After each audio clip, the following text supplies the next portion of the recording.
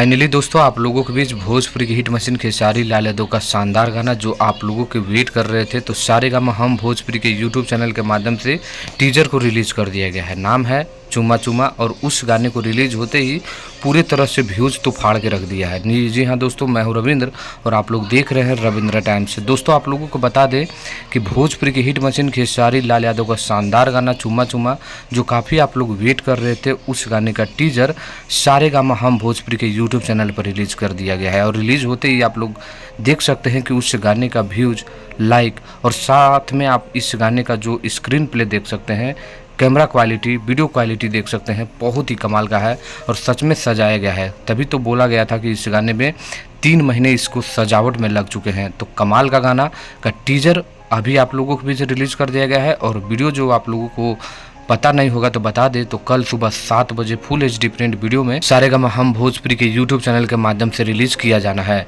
तो वेट करिए, बस अभी आप लोग थोड़ी सी झलक देखना चाहते हैं तो सारेगामा पर जाइए और कल फुल HD प्रिंट वीडियो में एक दिन में समझिए तो 50 मिलियन क्रॉस कर देना है। कमेंट करिएगा।